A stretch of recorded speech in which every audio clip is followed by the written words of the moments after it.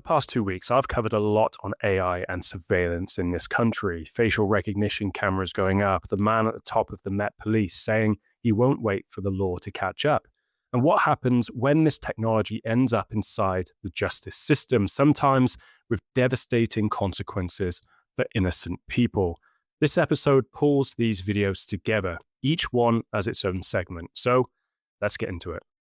Police have been running facial recognition searches against the passport database. Now, the database containing the faces of 46 million people, every single person in this country who has ever applied for a passport. Now, you handed that photo over to travel, not to be identified on the street, and searches against that database rose almost sevenfold in a single year. Now, here is where this is heading and what I'm really concerned about. Now, 2 Harvard students modified a pair of smart glasses to identify any stranger within 90 seconds. Name, home address, phone number, family members, just by looking at them. That technology exists today, built using off-the-shelf kit. Now, the Met Commissioner announced this week that permanent facial recognition cameras are going mainstream across central London. Private contractors are already on our streets issuing fines, reportedly chasing quotas, physically following people for miles. But think about what happens when those two things meet. Cameras everywhere, faces matched to databases, behavior monitored the moment you step outside. You drop something, a camera picks it up, facial recognition identifies you, and a fine arrives in the post. No officer needed. We already got used to that with vehicles, speed cameras, junction cameras, fines through the post. Nobody asked us whether we wanted that future. Nobody is asking us now whether we want it with our faces. Anyway, it's worth thinking about. This is something that you really need to know. The head of the Met Police said yesterday that if policing has to wait for new legislation every time a new technology emerges, they will fail. Now, that is a direct quote. The commissioner of the Met publicly arguing that the law should not slow down the deployment of new surveillance technology. And here is why this matters right now. In the same speech, he announced that live facial recognition cameras are going mainstream across central London, with a full rollout across the entire city planned within the next 12 months. Static cameras, permanent infrastructure, not a trial. The commissioner called it making facial recognition mainstream. And I covered this recently. The biometrics commissioner, the person whose job it is to oversee all of this, has already confirmed that the legal framework governing facial recognition is at least 3 years away from being written. Now, the cameras are going up. The law does not yet exist. And the head of the Met is on record saying he does not want to wait for it. There was something else in that speech that has barely been reported on, and the Met has been running a pilot with Palantir, the controversial American data company, using AI to pull together data on 45,000 of their own officers and staff, flagging individuals before any concern has ever been raised. Now, they want to bring that same approach to how they tackle the public. I understand the argument, criminals move fast and policing needs to keep up. But a commissioner saying the law is too slow is not a reassuring statement. It is a warning. Anyway, it's worth thinking about. As a former police officer, I understand the argument for facial recognition. Catching dangerous people faster is, of course, a legitimate goal. But what is happening in this country right now should concern every single person.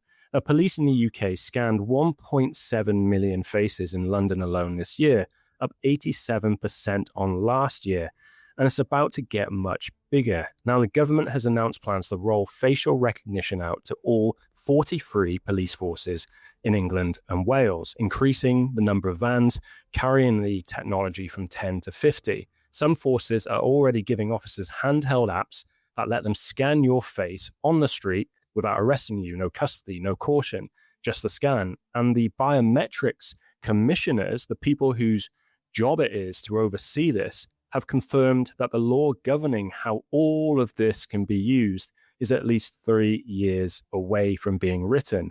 Now, the technology is being deployed. The legal framework to control it does not yet exist. We already know this technology produces higher rates of false matches on Black and Asian individuals. Now, we already have cases of innocent people being arrested because an algorithm got it wrong. And now we are rolling it out nationwide before the law has even caught up. Anyway, it's worth thinking about. Now, this is an interesting one. Researchers are warning that AI used in police witness interviews can make people remember things that never happened. Not misremember, remember entirely new details that were never there. And the government has just launched a £75 million national AI centre called Police AI to roll out artificial intelligence across all 43 police forces in England and Wales, with witness interviews listed as one of the key areas of development. Now, here's why that combination is so serious. Now, human memory is not a recording. It is reconstructive. It can be altered by the questions put to a witness, by media coverage, by what other witnesses tell them. That is established in science. And what researchers are now finding is that AI makes this worse. Witnesses who interact with AI during interviews show significantly decreased recall accuracy and increased in errors. Now, the AI validates and elaborates accounts rather than simply receiving them. It shapes what people remember. On top of that, studies show that even trained experts defer to AI outputs over their own judgment when the AI presents its findings with confidence. So you have a system that can alter what a witness remembers, feeding into a process where decision makers are statistically likely to trust the output anyway. And if something goes wrong, it may not show up until someone is already in the courtroom. Now, the researchers behind this are not arguing against the innovation. They are arguing that the science needs to catch up before the technology is deployed. That is a reasonable ask. But anyway, it's worth knowing about. A national AI policing centre just launched in the UK. 4 days later, a serving officer was arrested for allegedly faking evidence with it. And right now, there is no specific law governing how police can use any of these AI tools. The government says AI will free up thousands of officers, review evidence faster, transcribe calls, analyze data, and solve cases quicker. And I get it, I really do. I was a police officer. I've seen what the job demands. But I've also seen colleagues parked up watching Netflix on their phone, hiding under jobs, telling the control room they were still busy when they were not. That happens, and it happens a lot. And before we hand every force in England and Wales a suite of AI tools, we need to be honest about whether the resources gap is actually the whole story, because AI is only as good as the people who are using it. 40 new facial recognition units, AI reviewing your calls, AI summarizing evidence, all of it rolling out now, all of it without a legal framework in place. An innocent man was wrongly arrested by facial recognition this year. A serving officer now stands accused of using AI to fake evidence. Used properly, this technology could save lives. But right now, the law is not keeping pace.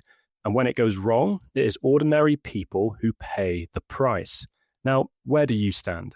Tell me below. There's a lawsuit in Florida right now that should make every single person extremely uncomfortable. Now, Robert Dillon was arrested and he was accused of trying to lure a child, but he had never been to the city where it actually happened. Now, he lives 300 miles away. There was no physical evidence placing him there. Police had one thing, a grainy AI facial recognition match. The software gave a 93% confidence rating on a low quality photo taken on a phone from a screen. Now, that was enough to arrest him in front of his wife. And here's the part that should concern you the most. When police applied for that warrant, they concealed evidence that would have cleared him. His car had never been picked up near the restaurant. He was a regular at his workplace 300 miles away. None of that made it into the warrant application.